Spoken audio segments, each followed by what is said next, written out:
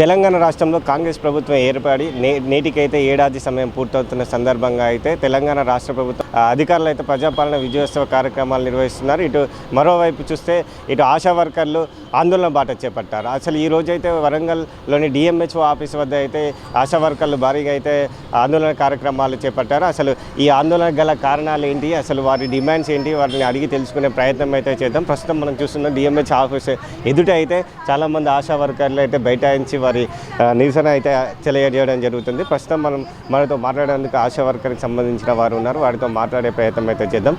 చెప్పండి మేడం, అసలు మీ పేరేంటి, అసలు ఈరోజు ఆందోళన చేయడానికి గల కారణాలు ఏంటి?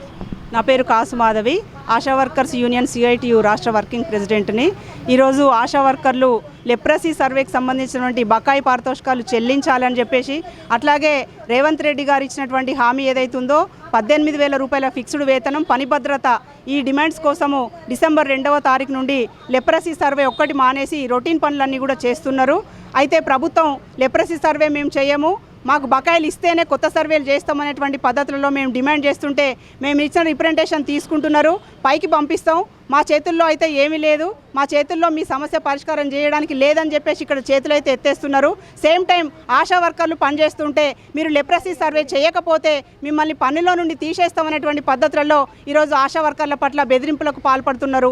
మిమ్మల్ని మీ పని నుండి రద్దు చేస్తాం, లేదంటే మిమ్మల్ని టర్మినేట్ చేస్తామనేటువంటి పద్ధతులలో ఆశాలను బెదిరిస్తున్నటువంటి పరిస్థితి ఉంది. కాబట్టి దీన్ని వెంటనే వెనక్కి తీసుకోవాలి.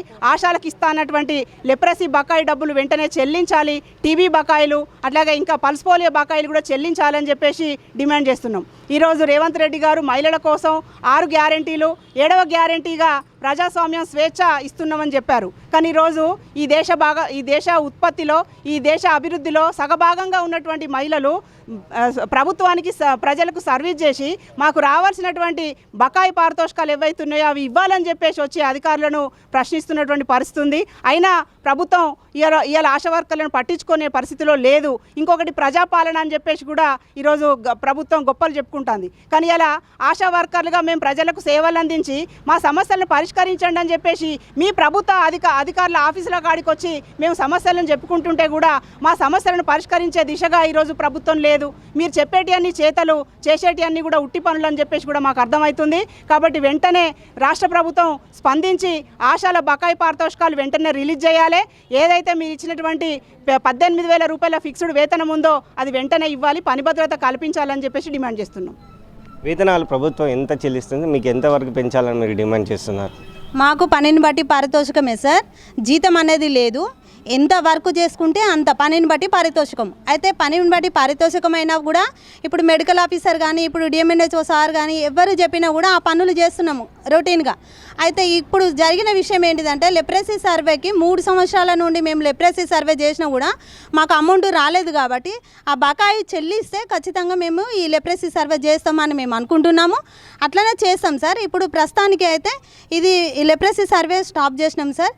ఇది మాకు బకాయి ఇచ్చిందంటే మేము చేస్తాం సార్. గత కొన్ని రోజులుగా మీరు అయితే ఆందోళనలు చేస్తున్నారు, అయినా కూడా ప్రభుత్వం మీపై ఎలాంటి స్పందన లేదు. అసలు ఏ విధమైన రాబోయే రోజుల్లో ఏ విధమైన చర్యలు మీరు తీసుకోబోతున్నారు? సార్, మేము ఇంతవరకు అయినా మేము చేస్తాము.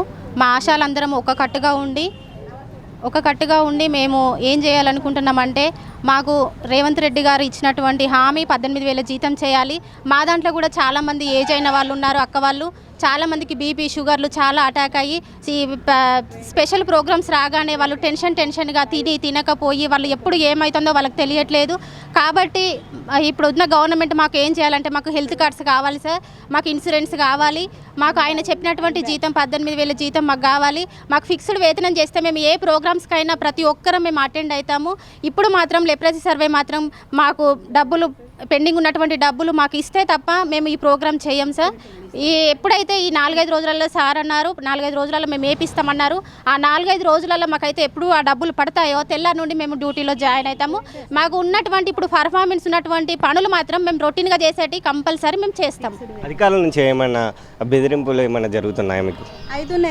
అవుతున్నాయి. ఎందుకంటే నిన్న దాదాపు ఒక 20 నిమిషాలు 30 నిమిషాలు గీసుకొండ పిఎస్సిలోనే దాదాపుగా ఒక 20 నిమిషాలు 30 నిమిషాలు గొడవలైనాయి. అంటే అయినా కూడా సార్ అక్కడ జరిగేది ఏంటిదంటే, మా కడుపు గాలి మేము లెప్రసీ సర్వే చేయము అంటే, అమౌంట్ వచ్చిన తర్వాత కూడా లెప్రసీ సర్వే చేస్తాం అంటున్నాము. కానీ ఆ డబ్బులు పడిన తర్వాతనే మాకు మేము ఇది చేస్తాం సార్. ఇప్పటి వరకు అయితే మేము రొటీన్ వర్క్ మాత్రం చేస్తూనే ఉంటాం సార్. రైట్, ఇది ఆశా వర్కర్లు తెలుపుతున్న విషయం ఏంటంటే కాంగ్రెస్ ప్రభుత్వం అధికారంలో రాకముందుకు ఎలాంటి అయితే హామీలు ఇచ్చారో వాటిని నెరవేర్చాలని, వేతనాలను అయితే 18,000కు పెంచాలని డిమాండ్ అయితే చేస్తున్నారు. అదేవిధంగా వారి పనికి తగ్గట్టు అయితే ఫలితం అయితే దక్కడం లేదని వాటి గురించి అడిగితే వేధిస్తున్నారంటే ఆశా వర్కర్లు తెలుపుతున్నారు. కెమెరా పర్సన్ మధుతో మౌనిష్, NSR న్యూస్, వరంగల్.